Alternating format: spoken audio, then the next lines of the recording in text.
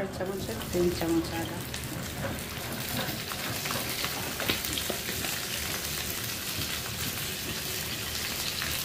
এখানে হচ্ছে 3টে মুরগি আছে, 3টে চিকেন,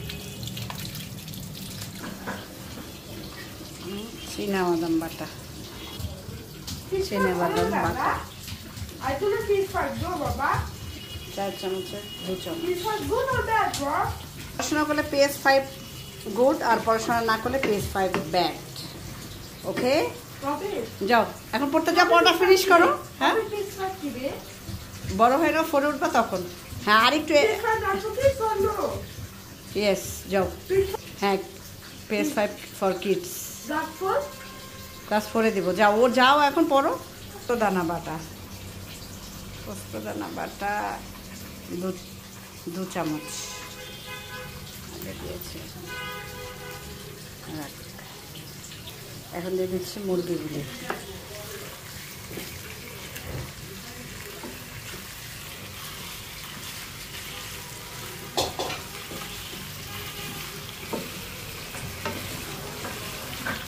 চিকেনগুলো আমি ভেজে নিইনি, আমি জাস্ট এই তেলের মধ্যেই সব মশলা ভেজেছি, কোনো পানি ইউজ করিনি এখন পর্যন্ত। এটার মধ্যে আমি চিকেনটা ভেজে নেব। ভাজা ছাড়াও রোস্ট করা যায়, সেটাও খেতে ভালো হয়। গরুর মাংসটা এখনও ছাড়িনি, শক্ত হয়ে আছে। দিব মরিচের গুঁড়ো, তো কালারটা ভালো আসে মরিচের গুঁড়ো দিলে, খেতেও ভালো হয়। দিব গোলমরিচের গুঁড়ো, 4 চামচের 1 চামচ পরিমাণ, একটু কম দিলাম। দিয়ে দিলাম একটু পানি, বেড়ে যেতে পারে মশলাটা।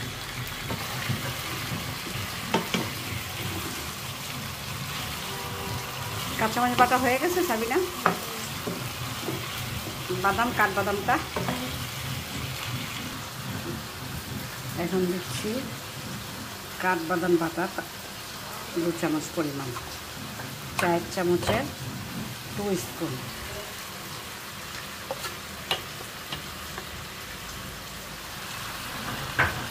চীনাবাদাম বেশি ডেলিশিয়াস করে, আঠালো করে রোস্টের মশলাটাকে, খেতে ডেলিশিয়াস হয় চীনাবাদাম। এক হাতে ভিডিও, এক হাতে কুকিং করছি।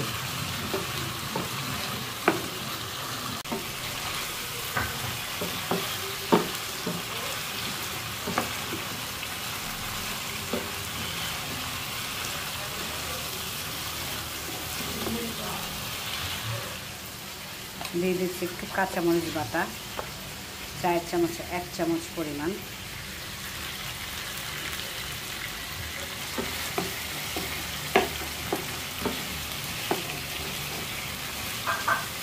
এরপরে অ্যাড করবো জয়ফল, জয়ত্রী আর এই দুধ। আমি কোনো পানি ইউজ করবো না, দুধটাই দিয়ে দিব, একদম ফ্রেশ দুধ, আর ওপর একটু পাউডার দুধ দিব।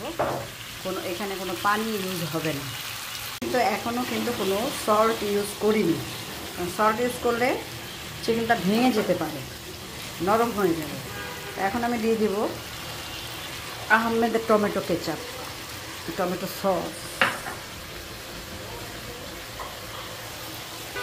এখানেও সল্ট আছে।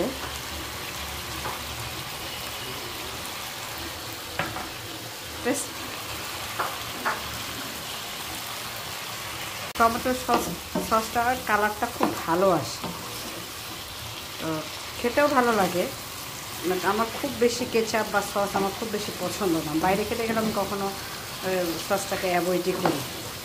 তারপর দিয়ে দেবো আমি এখন টক দই, আর আমি টক দই এখন দিয়ে দেব টক দই 3 চামচ ভরা ভরা, মানে টেবিল চামচের 3 চামচ দেব।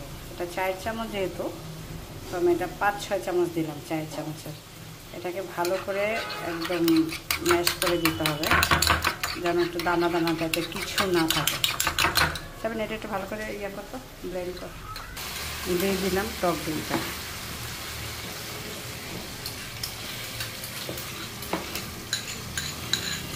এখন আমি দিয়ে দেব সল্ট, টক দই যেহেতু নরম করে, যার কারণে টক দইটা আমি শেষের দিকেই দিয়েছি।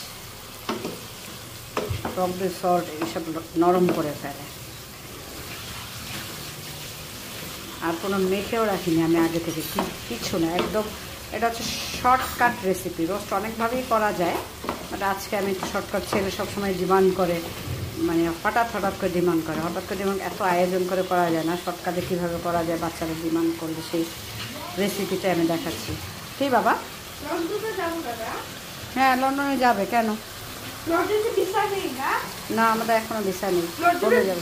কুকিং অলমোস্ট আমার কাছাকাছি হয়ে যাচ্ছে, তো আমি এখন লবণটা দিচ্ছি। লবণ সল্ট হচ্ছে যে যার টেস্ট অনুযায়ী। দিয়ে দিচ্ছি সুগারটা যার টেস্ট অনুযায়ী। আমি সুগারটা অ্যাভয়েড করি, একটু কমই দেওয়ার চেষ্টা করলাম।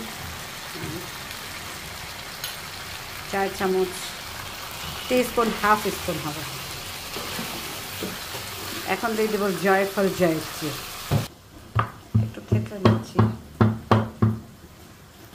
জয়ত্রী এর থেকে বেশি লাগবে না, 3টে মুরগি। বেশি দিলে জয়ফল জয়ত্রী বেশি দিলে তিতে হয়ে যেতে পারে। স্মেল ভালো, বাট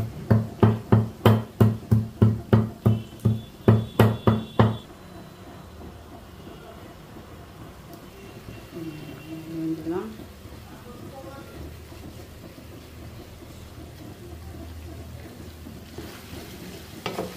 দুধটা দিয়ে দে চাই না, দিয়ে দিচ্ছি দুধ। এখন এটা কোনো পানি অ্যাড হবে না, কোনো পানি দিলাম না, জাস্ট একদম দুধে তৈরি আমার আজকের shortcut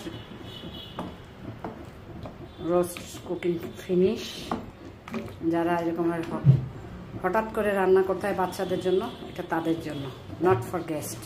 গেস্টরা it's very delicious and yummy. গেস্টদেরও করা যায়, অনেক 100 জন 50 জন গেস্টদের জন্য এরকম এই রেসিপিতে রান্না করা যায়। ঢাকনা দিয়ে দিলাম। রোস্টটা সুন্দর বুদবুদি উঠে গেছে।